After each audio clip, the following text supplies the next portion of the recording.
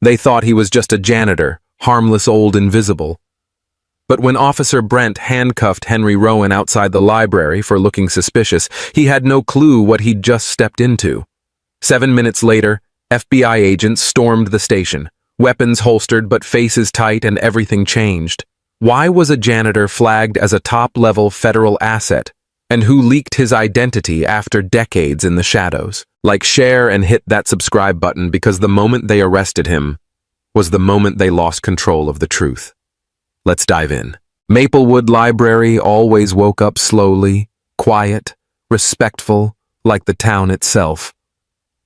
The morning sun had just begun warming the sidewalk tiles when Henry Rowan, 68, stooped to clean a fingerprint off the glass door. The man moved with careful rhythm, measured, but not weak. His faded gray uniform bore his name stitched above the chest, H. Rowan. To the world, he was just the janitor, but to the regulars, he was the heartbeat of this building. Page 3, Henry said gently, holding the newspaper closer. The mayor's proposing new funding for the playground. About time. Beside him on a bench, Ms. June smiled, the milky film in her eyes glistening. You always read the good stuff first. Someone's got to deliver the bright spots. Henry grinned, and then the world changed. Screech! A patrol car tore into the lot like it was chasing a fugitive, not pulling into a library. Its tires shrieked, drawing startled gasps from children nearby. Before the dust settled, Officer Kyle Brent leapt out early. 30s sharp buzz-cut, wide eyes, gun drawn and aimed. Hands in the air, right now. Henry blinked. His hand instinctively moved, halfway up, still holding the newspaper. Officer, is something wrong? Drop it. Don't move, Brent snapped. We got a report of a suspicious male. Black, loitering, carrying a blade near a school zone. Sir Henry said, voice calm but firm. I work here. Janitor for 11 years. Library IDs in my coat. Utility knife on my belt, city issued. And my sidearm is registered, check my permit front pocket. Brent didn't check. Don't lie to me, he barked, lunging forward. Fake IDs don't make you staff. You people always come up with something. You people. Henry repeated, still holding his hands in the air. I'm not resisting. You're escalating something that doesn't need to be. Brent shoved him hard against the cruiser metal and bone clashing. Henry winced, but didn't cry out. He felt the cuffs bite into his wrists. The newspaper fluttered to the ground beside them. Inside the library, Ms. June had stood up. Across the street, a teenage boy had already begun live streaming. He's the janitor man. The boy's voice cracked from behind his phone. I see him every day. Brent ignored it all. Pretending to be a staff member, he muttered. Carrying weapons. Might be casing the place. Henry clenched his jaw. You haven't asked me a single real question. I don't need to, Brent hissed. I know your type. Then you don't know a damn thing. Those words got Brent's attention. His jaw twitched. For a second, his hand hovered near his holster again. But before it escalated further, a second cruiser pulled in quietly. Officer Vincent Russo stepped out.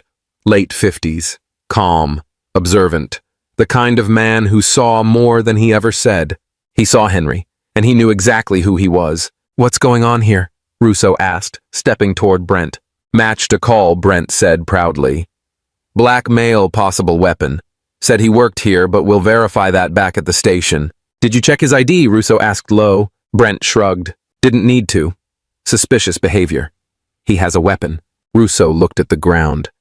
The newspaper. The lanyard ID half hanging out of Henry's coat. The janitor. The helper. The man who once unclogged the precinct toilet without being asked. But Russo said nothing. Henry locked eyes with him. And what Russo saw in them wasn't rage. It was heartbreak. You're not going to say anything, are you? Henry asked. Russo didn't answer. In that silence, Brent opened the back door, shoved Henry inside, and slammed it shut. Let's go, he said, nodding. Before he starts playing victim. Across the street, the live stream was still going. The words in the comment feed were flying. That's the library janitor. Everyone knows him. Why he cuffed? This is wrong. WTF is going on? Back inside the library, Ms. June stood at the glass door, trembling. Henry, she called out. Henry, are you okay? No answer. Two kids on the sidewalk watched the cruiser pull away. One of them whispered, Why'd they take the nice man? He didn't do anything, the other replied, holding his friend's hand. Henry in the back seat stayed silent, his face unreadable. his hands numb, but his mind racing. For years he'd lived low, unremarkable, invisible on purpose. He knew how to avoid drawing attention. He had cleaned blood from jungle floors and swept confessions out of hidden prisons. And yet this was the moment it all began to unravel. Not because of who he was, but because someone decided he was someone else. Because one young officer couldn't see past skin and suspicion. And somewhere deep inside the part of him that had gone silent for decades, something stirred. Not anger, not fear. It was something older than both. It was memory. The cell was cold, not just in temperature, but in silence. Henry Rowan sat on the steel bench, elbows on his knees, gently rubbing his cuffed hands together as if he were washing them. His eyes never wandered. They stayed locked on the small camera in the corner of the ceiling. Not a blink, not a twitch, just a quiet stare. Patient, measured, as if he wasn't the one in a holding cell, but the one watching from the other side of the glass. Out at the front desk, Officer Kyle Brent leaned back in his chair, chewing sunflower seeds like he'd just caught a bank robber. "You see the look on that guy's face?" Brent chuckled, glancing at the monitor. "He's sitting there like he's freaking Jason Bourne or something. What do you think, Russo, ex-CIA janitor on Hard Times?" Russo didn't laugh. He stood behind Brent, arms crossed, eyes on the screen. There was something in Henry's posture that scratched at the back of his mind, a tension too calm to be fear. No panic, no confusion, just control. "Something about him," Russo muttered. "Yeah, that he's a weirdo with a knife," Brent replied, smirking. "No," Russo said softly. "Something familiar." For a moment, Russo was back in Fallujah 2 decades ago. A night op, close call, and a voice in the dark, firm and clear. "Move now or none of you make it out." He never saw the man's face that night, but the tone, the eyes. Back at the intake desk, Officer Natalie Cruz tapped at her keyboard. She'd been running Henry's name through every system they had access to. DMV, county records, Social Security. And then something strange happened. "What the?" She frowned. "Guys, I've got a federal lockout on this guy." Brent rolled his eyes. "What kind of lockout?" "It says, federal override, do not process, contact immediate supervisor." Russo leaned in. "That's not standard," he said. "It's probably a glitch," came a gruff voice behind them. Sergeant Beckett stepped in stiff-backed, heavy mustache, Vietnam-era belt buckle. A military man who didn't trust computers or much else newer than a flip phone. "System's full of bugs," Beckett said. "We hold him. I'll escalate it to internal affairs myself. Nobody calls DC over a janitor." Cruz didn't look convinced. "But the override came from Homeland," she added. "That's not local noise." Beckett waved her off. "Just keep him in holding. You all want answers. Let me get him talking." He disappeared into the back, leaving the rest of the room in an uncomfortable quiet. Cruz pulled up the body cam footage. She hadn't been at the scene, but she knew Brent's reputation for overreach. She watched as Henry turned to face the cruiser, hands up, speaking calmly. She slowed the video frame by frame, watching his eyes. He wasn't confused. He wasn't defensive. He was watching, scanning, as if calculating threat levels. One glance to Brent's sidearm, one to the blind woman behind the glass, one glance to the live-streaming teen. Like he knew which way this could go and was already 2 steps ahead. "This man didn't flinch," she whispered. "Not once." She replayed the video. Again, then again. Across the room, Russo stood a little straighter. His eyes flicked to the screen, then to the monitor showing Henry still sitting in the cell. Henry had started tapping. 3 soft taps with his left hand. Then 4.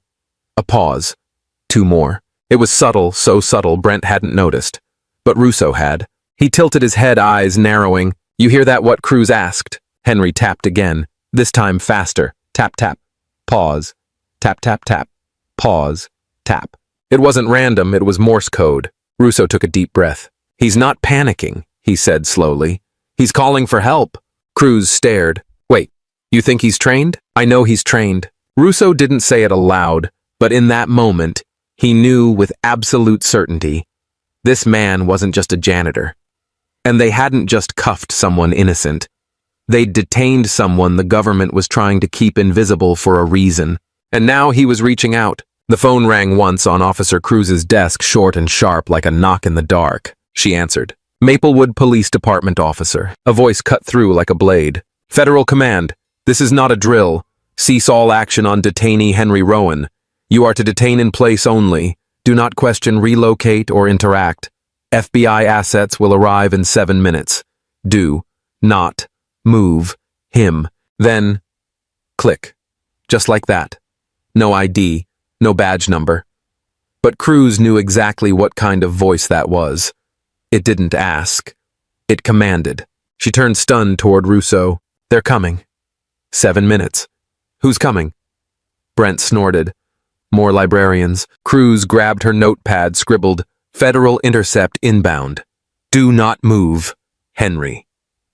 She was about to show Russo when the hallway door banged open. Sergeant Beckett stood there face hard. Brent, move the detainee. Put him in the secondary hold room. We'll say it's a safety measure. Don't wait. Brent blinked. Move him. But Cruz just got a federal. I said move him. There was a shift in the air. Russo narrowed his eyes. Why the other room? He asked. Security protocol, Beckett said quickly. This place is about to turn into a circus. Cruz stepped forward, blocking Brent's path. You move him now and you're interfering with a federal operation. We don't answer to vague phone calls, Officer Beckett snapped. Chain of command still matters. But Brent didn't move. Not yet.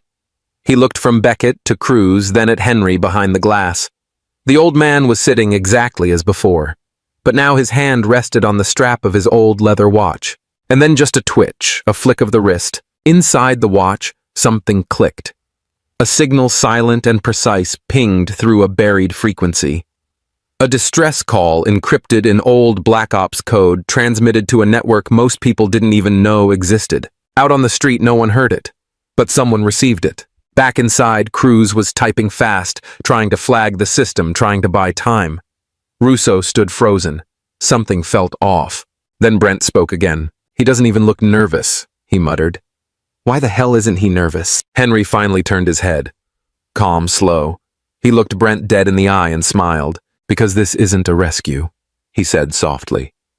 I didn't call them to save me. I called them to shut this place down. At that exact second, Cruz's phone vibrated again. She picked up and nearly dropped it. The live stream, the one from the teenager earlier, it had exploded. 112,000 views and climbing. The footage showed the exact moment Brent slammed Henry against the car. The hashtags were trending. Wrong man, her janitor, or spy/Maplewood cover-up. And now reporters were tagging the FBI's public handle. Brent saw Cruz's face pale. What the live stream? It's gone viral. Russo turned toward the front of the station. From the glass doors, he saw them first. 3 black SUVs. No lights, no sirens. Just the quiet hum of tires on asphalt. The kind of cars you don't mistake, all black, no plates tinted down like mirrors. They didn't park. They arrived. Inside, Beckett was already moving toward the back exit, hand brushing against his service pistol. But Cruz stepped in his way, voice clear. You open that door, and you'll have Homeland on your back by sundown. You think they care about a janitor? Beckett hissed. Henry stood now, and for the first time, everyone in the room felt it the shift. He wasn't just some old man in overalls anymore. His posture was straight, eyes locked. He walked to the holding cell door, still cuffed, and waited. No panic, no fear, just certainty. 7 minutes, he said quietly, right on time. The front doors opened. 5 agents entered, suits, sharp badges already out. No need for yelling, no need for guns. The air carried their authority. Their leader, a tall black woman with sharp eyes, stepped forward. Where's Rowan? Right here, Henry said. Beckett froze mid-step. Brent stepped back without realizing it. And Officer Cruz. She exhaled like she'd been holding her breath for years. The agent didn't even look at the others. She opened the holding cell with a code only they knew. As Henry stepped out, cuffs still on, the agent said simply, Sir, we apologize for the inconvenience. You're needed. And just like that, the man they'd all dismissed walked out of the cell without another word. The moment the doors opened, everything changed. No sirens, no shouting, just silence that felt heavier than the air inside that precinct. A tall black man in a dark tailored suit stepped through, his face calm, unreadable. Agent Malcolm Vance. He didn't flash a badge, he didn't have to. Every step he took echoed with quiet authority. Behind him walked a younger woman with a laptop bag slung across her shoulder, Rivera from the Bureau's data division. She didn't speak either. Beckett straightened up at the desk, hands tightening behind his back. Brent stepped aside instinctively. Cruz looked from one to the other, confused. Vance's voice was level, but it cut like steel. Who authorized the arrest of Henry Rowan? The room held its breath. Beckett cleared his throat. That would be me, acting on suspicious behavior near a school zone. Stop, Vance said, holding up one finger.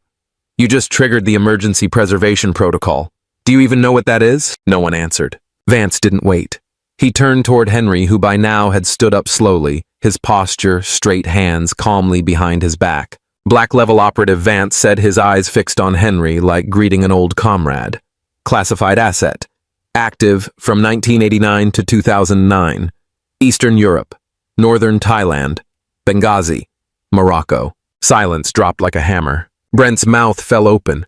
Cruz blinked hard, then looked down at her notepad like maybe she'd missed something vital.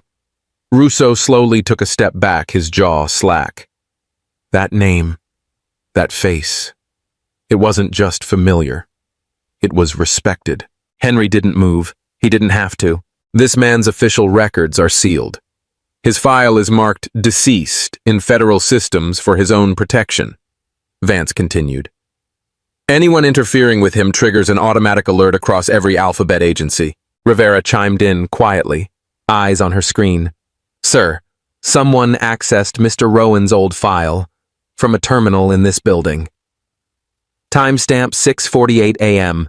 IP matches Beckett's office. Everyone turned. Beckett's skin lost its color. His lips moved, but no words came out. Only a breathless stammer.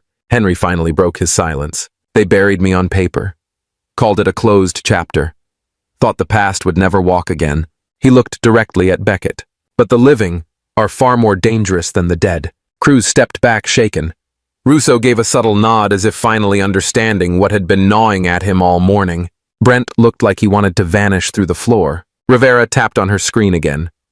There's also evidence the arrest report was edited post-submission. Body cam footage scrubbed. That's felony interference. Vance turned to Beckett once more, his tone colder. You're not just in violation of protocol. You tampered with a federal cover identity. That's obstruction, intimidation, and possibly treason, depending on motive. Beckett couldn't speak. Sweat ran down the back of his neck. Every eye was on him now, but none carried more weight than Henry's. I scrubbed floors so I wouldn't have to scrub blood anymore, Henry said, his voice low. But peace only lasts until someone digs too deep.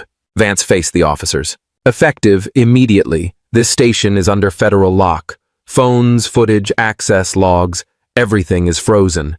Any resistance will be treated as obstruction of a federal operation. One by one, officers put their hands up or backed away. Cruz didn't move. She simply watched Henry, the pieces now forming a terrifying, awe-inspiring picture. Henry stepped forward, calm, unrushed, as if this wasn't his first time walking through fire and coming out untouched. Vance looked to Rivera, gave a nod. Let's find out who wanted him seen, and why now. A beat passed. Then Henry turned to the room, not angry, just steady. You all think this ends with me, but the real story hasn't even started. The briefing room was quiet now. Too quiet. Officer Natalie Cruz sat alone at her desk, flipping through the restricted file that had just been unlocked. Each page felt heavier than the last. She paused at a grainy photo jungle terrain, a man carrying a child across his shoulders, bleeding, but steady boots covered in mud. The man was Henry Rowan.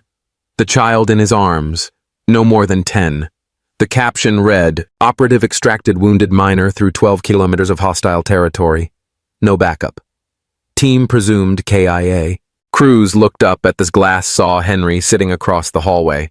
His hands still loosely cuffed, though no one dared treat him like a prisoner anymore. She kept reading. After the mission, Henry had filed a personal request to be removed from all active records. No retirement honors, no medals. I don't want anyone else dying because of my name, he wrote in his own hand. Erase me. Let that be my final service. Cruz exhaled. It wasn't shame that made him vanish. It was sacrifice. Behind her, Agent Vance leaned in quietly. He didn't just save that child, he said. He saved me. Cruz turned. That was you. Vance gave a small nod. We were ambushed outside Chiang Rai. I froze. The others didn't make it. Henry carried me through sniper fire across rivers even after he'd taken shrapnel in his side. He paused, voice softer, and when we got out, he looked me dead in the eye and said, "Don't thank me. Just never become someone they have to clean up after." Across the room, Beckett leaned against the wall, arms folded, a sneer tugging at his mouth. "So that's what all this was. Honor," he scoffed. "You disappear for decades, live like a ghost. For what? To mop floors in silence." Henry didn't flinch. He looked Beckett straight in the eyes and spoke with calm steel. "Honor isn't in a plaque on your desk. It's in the moment you decide to stop hurting people just because you can." Beckett rolled his eyes, but even he didn't have a comeback for that. Cruz set the file down, her hands trembling slightly, not from fear, but from realization. This wasn't just about Henry's past. It was about what kind of people we pretend to be, and what we owe those who walked through fire without asking anything in return. Then something strange happened. As Henry stood, a small folded paper slipped from his front shirt pocket, drifting to the floor like a feather. Cruz reached down to grab it. They're written in harsh, uneven block letters. "You should have stayed dead." The room chilled. Vance snatched the paper and scanned it with practiced calm. His jaw tightened. "Who else knew he was alive?" Cruz asked. Vance didn't answer right away, but everyone could feel it now. The arrest wasn't a mistake. It was a warning, maybe even a hit. Henry looked at the note and said only this: "I left everything behind except the truth." And once again, the silence in that room said more than any file ever could. The moment Vance secured Henry back in federal custody, his phone buzzed. It wasn't a call. It was a silent alert sent through a back-channel encryption known only to a handful in the intelligence community. He frowned. "Someone accessed the blacklist archive," he said quietly, just loud enough for Rivera to hear. From inside, Rivera's eyes widened. "Sir, that archive was destroyed. Or so we were told." Vance didn't blink. Apparently not. That's how they found him. Meanwhile, Cruz sat in the hallway, arms crossed, replaying the footage of Henry's arrest. Something still didn't sit right. His composure, the way he scanned the scene like a threat analyst, not a victim. And that moment in the holding room when he tapped the table, she stood restless. In the conference room, Rivera carefully unfolded the note found in Henry's jacket pocket. At first glance, it looked like nothing, just torn stationery. But under infrared lines appeared forming a code. Not words, coordinates. "Morse again?" Vance asked. "No," Rivera said. "It's a locator, low-frequency emitter, the kind used in field tracking." His face hardened. He's being hunted. Vance barked to his agent's evac team now. "Move him out, we're compromised." Outside, the night air had turned cold. Henry, calm as ever, was escorted into a matte black SUV. Vance rode shotgun. Rivera followed in the second car, scanning for signals. No sirens, no headlights, just shadows slicing through the forest roads. 3 miles in, everything changed. 4 armored trucks blocked the narrow path ahead. No markings, no warning. The SUVs screeched to a halt. Then a sharp crack echoed through the trees. A sniper's round embedded in the dirt inches from their tires. "Positions," Vance shouted. The agents scrambled for cover, weapons raised, but Henry stayed seated, calm, focused. From under his seat, he pulled out a faded piece of cloth, an old waterproof map, hand-drawn with trails, streambeds, and unmarked fire breaks. "This isn't random," he murmured. "They've rehearsed this." Vance looked over. "You recognize them?" "I recognize the way they move. They're not mercenaries. They're trained. Someone gave them my file. And this isn't about arresting me." "Then what is it?" Rivera asked. Henry folded the map, slowly, eyes still forward. "Erasure." Meanwhile, miles back at the station, Beckett sat alone in the break room. He tapped a device under the table, a military-grade transmitter linked to a satellite uplink. A blinking red dot showed the convoy's location in real time. He smiled faintly. "Let them walk into the woods," he muttered. "They won't walk out." But what he didn't know, Cruz had turned back. She'd felt it in her gut. Something wasn't right. Protocols were being ignored, power was being misused, and Henry, he didn't match any threat profile she'd seen before. Without asking permission, she grabbed her badge, flung it onto the sergeant's desk, and walked out. "I don't follow cowards," she said under her breath. She reached the roadblock in time to see the gunfire light up the treetops. But she didn't stop. Instead, she veered off the main road, headlights off, following the ridgeline. She knew these trails. Her grandfather used to take her hunting here. She'd find another way in. As night settled thick over the forest, the skies began to hum. A sound deep mechanical echoed from above. A sleek helicopter, jet black unmarked, began to descend beyond the tree line. No spotlight, no insignia, no flight clearance. Henry's voice was low but sharp. "They're escalating." Vance cocked his weapon. "Then we hold." But Henry wasn't looking to fight. He was scanning the tree line, like a man who'd memorized this terrain not just for escape, but for battle. 7 minutes, he whispered. 7 minutes until what Rivera asked. Henry's eyes didn't move. Until they realized they picked the wrong forest. The SUV wound deep into the woods of Appalachia, tires crunching over gravel like the forest itself was whispering secrets. Vance said nothing, just drove. Henry sat in the back eyes, scanning the canopy above them as if something or someone might be watching. They arrived at a safe house camouflaged by overgrowth and silence. A Cold War relic tucked behind a veil of moss-covered stone. Vance unlocked the front with an old keycard. The door creaked open. "This used to be a Soviet signal jamming bunker," Vance muttered. "Repurposed, off-grid, no digital trail." Henry didn't answer. He stepped in slowly, not with fear, but with the methodical caution of a man trained to expect betrayal. His eyes darted to the corners. The air felt disturbed. Off. He paused at the entryway, then bent down. "The lock's been replaced," he said quietly. "This isn't the original key plate." Cruz, who had followed without orders, stiffened. "You mean someone's been here?" Henry didn't reply.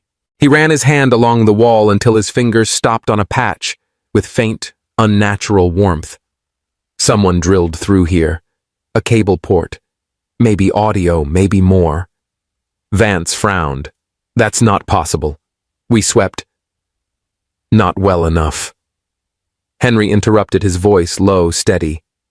"This safe house is compromised." Rivera glanced nervously at Cruz. Why would someone go through all this trouble unless they knew Henry was coming? Cruz took a slow breath, unless they were told. She didn't say it outright, but her eyes flicked briefly to Vance. Henry moved into the kitchen and opened a drawer where he stopped cold. Inside was a small, worn blade. Simple. Rusted near the hilt, but unmistakable. He held it like holding a piece of the past. "This was mine," he murmured. "Beirut, 1994. Only one man knew I left it behind." "Someone's messing with your head," Vance said, voice tight. "No," Henry said. "They're warning me." That was when the radio on Rivera's hip crackled, a voice faint, smooth, taunting. "Evening, gentlemen and lady. Looks like you made it to our little reunion spot. Beckett." Henry stepped closer to the radio. "You picked the wrong place to talk." Beckett chuckled. "Oh, I'm not here to talk, Henry. I'm here to deliver. See, you're not a man anymore. You're a relic. You carry things this country doesn't want seen again. But lucky me, I know exactly what you're worth. You betrayed your oath." Cruz snapped, her voice shaking. "Oath." Beckett scoffed. "They buried men like Henry in closed files and plastic bags. I just pulled back the curtain. Then click. A sound echoed faintly in the walls. Henry turned to Cruz. "The panel. Right now." She hesitated. "What?" "Kill the power. But now." Cruz pulled her weapon, aimed high, and fired 2 sharp rounds into the breaker box. The entire cabin plunged into darkness. No lights, no sound, just the sudden breath of the forest pressing in from outside, Rivera whispered. Was that really necessary?" Henry didn't answer. He grabbed Cruz's arm and guided her toward the rear exit. They slipped out the back door into the shadows, Henry leading the way like a man who'd mapped this escape in his mind years ago. Out in the woods, the air was colder. Every crunch of leaf underfoot felt like a gunshot. Cruz could hear her own heart pounding, but Henry moved calmly, purposefully. They stopped near a ridge just far enough to breathe. "Tell me," Cruz asked, her voice almost pleading, Who are you really? Henry turned toward her. His silhouette, black against the moonlight, looked carved out of something older than the war, older than any agency. I'm what's left, he said simply. After the mission ends, after the files are sealed, after both sides decide the truth is inconvenient. Cruz stared at him. This wasn't just a former agent. This was a man who'd survived erasure and was still standing. Above them, faint and menacing, came the steady chop of helicopter blades. No lights, just presence. Henry's eyes didn't move from the sky. They're coming faster now, he said. Whoever Beckett's working for, this wasn't a warning. It was a countdown. And, Vance Cruz asked, is he in on this? I don't know yet, Henry said quietly. But we're out of safe houses. Suddenly, a red laser dot danced across a tree trunk beside them. Then another closer to Cruz's shoulder. Henry pulled her down hard, rolling them into a ditch. She gasped. How did they find us? Henry looked at his watch, because they never stopped watching. Then he tapped the watch twice and the display shifted. A frequency counter blinked on numbers flickering. They think they have the advantage, he whispered, but they don't know the one rule I never broke. Cruz whispered. Which is? Henry looked at her calm as ever. I never show up without an exit plan. The morning air was heavy with tension. Cruz and Rivera sat huddled over a portable decryption tablet inside the FBI van parked just off the Appalachian Trail. The van rocked gently with every breeze, but inside, their world was still locked into one blinking file they hadn't dared open until now. Rivera's voice broke the silence. I got it. The full list from '89. The access logs were buried under 3 layers of false headers. He paused. Henry Rowan's name was flagged with something special. A direct key clearance for one sealed document classified under Operation Furnace. Cruz leaned in. What's Furnace? Rivera's face turned pale. It's the file tied to the assassination of Senator Clay Marshall, 2002. Everyone thought it was a car accident. But this? It proves it was a hit job and Henry's access was the only one that ever left a trace. From behind them, Henry's voice came quiet but sharp. That trace was intentional. They turned. He stood in the doorway of the van, weathered but alert, like the woods themselves had sent him back. You left a trail? Cruz asked, stunned.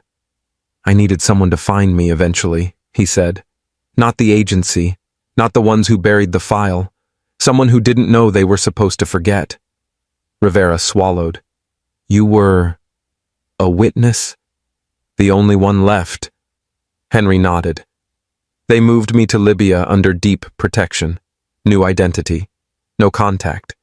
The others were silenced, one by one. And when I realized the circle was closing, I staged the only thing that would buy me time. Your death, Cruz whispered. Henry nodded once. Cruz folded her arms. But why now? Why are they suddenly chasing you again after all these years? Henry reached into his inner jacket pocket. What he pulled out wasn't a weapon. It was a photo worn, folded a dozen times, edges soft, from memory. A young boy no older than 8 with a bloodied bandage wrapped around his head, and Henry's arm protectively around his shoulder. I carried him through 12 kilometers of jungle, Henry said softly. I lost my entire team that day. They were all ordered to pull out. I disobeyed. I stayed. Rivera took the photo, inspecting the child's face more closely. Then slowly his jaw dropped. Is that Elijah Grant? The Elijah Grant. The one running for president. Henry nodded. Same kid, different name now. But that's him. Cruz looked shaken. So that's what this is about. This isn't just about you. It's about who might listen to you. They know if I speak, Henry said, Elijah's campaign dies. Or worse, he does. Rivera looked toward the woods as if suddenly sensing the scope of the storm closing in. But Beckett Cruz murmured, He's not doing this for money, is he? Henry shook his head. No. He's serving something older, something colder. A power structure that doesn't appear on ballots. the kind that doesn't care about politics, only preservation. There was a long silence. Then Rivera, almost scared to ask, said, "So, who's really behind all this?" Henry's eyes were tired. Not a who, a what. A system that's been burning the evidence of its own sins since before I was recruited. Cruz looked at Vance, who had been silent until now, arms crossed in the corner of the van. "Director," she asked, "you knew any of this?" Vance hesitated. His face didn't show fear, but something else. Fatigue. Doubt. "I knew Henry disappeared. I was told it was a field failure in Morocco, that the files were sealed by higher command." He looked at Henry, the weight of years settling in his eyes. "But I didn't know he was still breathing, and I sure as hell didn't know about Grant." Henry met his gaze. "You believe me now." Vance said nothing for a beat, then gave a small nod. "I believe we've been dancing in someone else's playbook." Just then, Rivera's tablet buzzed again. Cruz read the message aloud. "Unauthorized access to Beckett's terminal. Coordinates uploaded. Target Rowan." Rivera glanced at the clock. "They're moving. Fast." Henry took the photo back, folded it once more, and tucked it carefully into his pocket. "I didn't stay alive all these years just to run," he said. "But if Elijah's going to make it to the podium, I need to vanish one more time." The wind howled low through the trees, carrying with it the crackle of radios and the metallic clink of weapons being locked and loaded.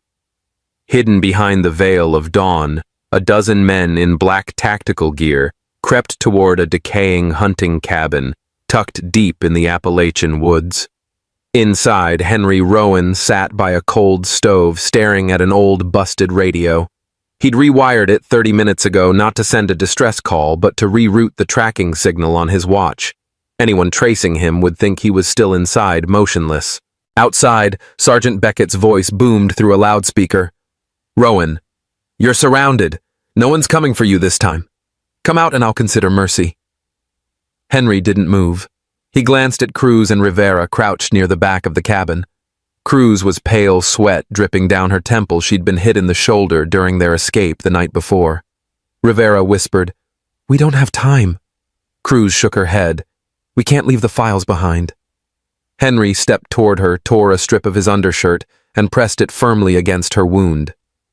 "You were brave to come," he said quietly, voice low and calm. "You didn't have to." Cruz grabbed his wrist blood on her fingertips.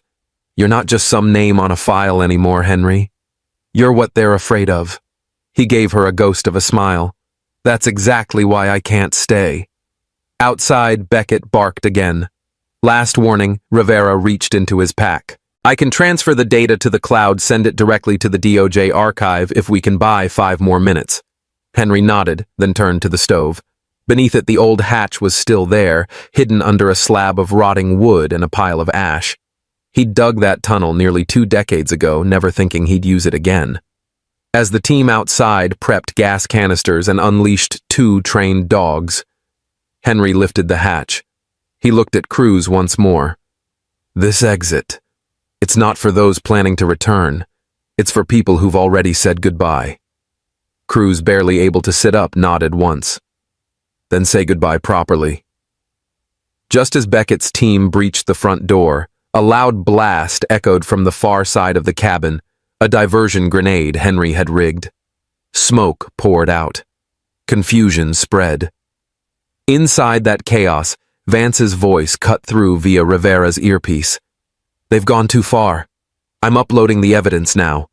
Audio, video, the classified files. All of it." A second voice. Beckett's filled the feed, caught in a live recording. He was never supposed to survive Libya. If he walks out of these woods, everything we've built burns. That was all Vance needed. "Transmission complete," he whispered. "If we don't make it, at least the truth will." Down the tunnel, Henry moved fast, dragging a battered rucksack with him. Rivera helped Cruz descend slow and cautious. Behind them, gunshots ripped through the cabin. When they emerged on the other side, just beyond the ridge, the forest opened to a misty field. The birds hadn't started singing yet. The world was holding its breath. Henry looked at the rucksack, then at the others. Inside the bag was the hard drive. Every file, every name, every truth they tried to bury. He pulled out a weathered tag wrapped around the drive with a leather cord. The note on it was short, only a single sentence. To the boy I once carried, now the man this country needs. He placed the bag near an old hollow tree. No GPS tag, no locator. Just instinct, just faith. Cruz was watching him. You're not going with us, are you? Henry gave her a tired smile. If I do, they'll never stop hunting. But if I vanish now, maybe the story lives. Rivera clenched his jaw. You'll be a ghost again. I never stopped being one. Sirens wailed in the far distance. The FBI response team was arriving. Too late, as always. Henry turned toward the deeper woods, away from the noise, away from the world. Tell Vance he did the right thing, he said, even if it costs him everything. Cruz's voice cracked. You still believe this country is worth all that? Henry paused at the tree line. I believe in the people who still fight for what it could be. And with that he disappeared into the trees. No goodbye, no last look. Just silence. Months passed. The headlines moved on. Files were sealed. Names were scrubbed clean or buried under classified stamps. But some things refused to disappear, like the letter. It arrived in a plain, unmarked envelope. No return address, no seal. Just Cruz's name handwritten in careful block letters, like someone who hadn't picked up a pen in years. She opened it slowly at her desk in a quiet federal building outside D.C., long after the buzz had faded. Inside, a single sheet of paper folded twice. No signature, no date. The handwriting was simple, steady, thoughtful. Some wars are never written in history books, but someone still has to win them not with bullets, but with silence at the exact moment it matters most. Cruz froze. There was something about the weight of those words, like they hadn't just been written, they'd been lived. Tucked inside the fold was a photo, worn but clear. It showed a man in a navy blue suit standing on the steps of the U.S. Capitol, hand over his heart, as the flag rose behind him. The boy from Henry's photo. Now a congressman. Now, maybe more. Cruz leaned back in her chair, the paper trembling just slightly in her hand. No one else in the room noticed the single tear that traced its way down her cheek. Across the city, in a much smaller office, Russo was packing up. Retirement had come slower than he expected, but today he was ready. He pulled the badge from its leather holder and placed it gently into a velvet box. Then, without thinking, he scribbled a note and taped it to the lid. I once met a man who never needed to prove who he was, because he was the truth itself. That was all. He turned off the light, closed the door, and didn't look back. Somewhere further south, Brent stood outside a courthouse. The verdict had come down hard. Misconduct. Termination. A name that once barked orders was now just another line in a case file. He sat on the steps alone. A court officer handed him a small brown envelope. Left for you this morning, she said. Brent opened it slowly. A photo. Faded but recent. Henry older, his face softer. He was sweeping a small dirt yard behind what looked like a children's home. One hand gripped the broom, the other rested gently on the shoulder of a young boy, laughing in mid-motion. On the back, in thin handwriting, still sweeping away the mess. But this time it's not mine. Brent didn't smile. He didn't cry. He just stared quiet still, and for the first time in years, listening. And somewhere beyond the fences and floodlights, in a corner of the world where names didn't matter, a man swept leaves in silence. The breeze shifted, and for a moment, it almost sounded like laughter. No cameras, no press, no medals, just the rhythm of bristles on concrete, steady, slow, and sure. And as the screen fades to black, the voice returns low, thoughtful, almost like someone leaning in close to share a secret. There are some people you think were never there. But when they finally step into the light, the world holds its breath just long enough to listen. Then, silence. Just the sound of footsteps, and a broom brushing the earth.